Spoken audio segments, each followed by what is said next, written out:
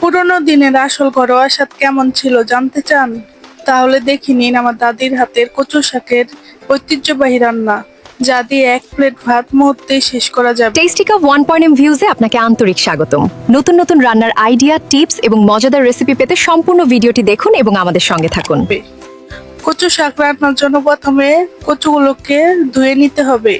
তারপর কচুগুলোকে সুন্দর করে কেটে নিতে হবে। প্রথমে পরিষ্কার করে ধুয়ে নিতে হবে, কারণ অনেকেরই কচু কাটতে গেলে হাত চুলকায়। এই ধোয়ার ফলে আর হাত চুলকাবে না। যেহেতু প্রথমেই সুন্দর করে কচুগুলোকে ধোয়া হয়েছে, সেজন্য কাটার পরে আর ধোয়ার দরকার নেই।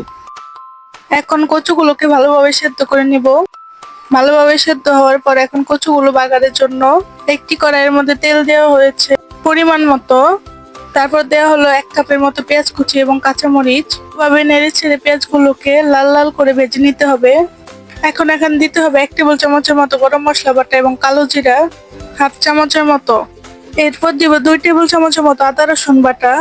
ভালো করে নেড়ে ছেড়ে পেঁয়াজের সাথে ভেজে নিতে হবে।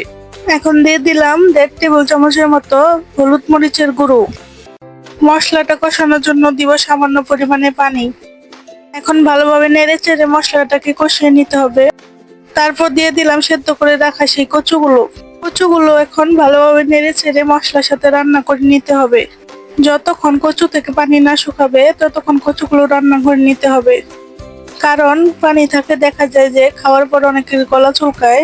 সেজন্য আমি একটি ছাঁকনির সাহায্যে আগেই পানি ঝরিয়ে নিয়েছি সিদ্ধ করার পর, এবং রান্নার সময়ও পানিগুলো ভালোভাবে শুকিয়ে নিচ্ছি। রান্না করতে করতে যখন উপরে তেল ভেসে উঠবে তখন বোঝা যাবে যে এটি রান্না হয়ে গেছে। রেসিপিটি হয়তো পরিচিত, কিন্তু রান্নার ধরন আর স্বাদের গল্পটা ভিন্ন।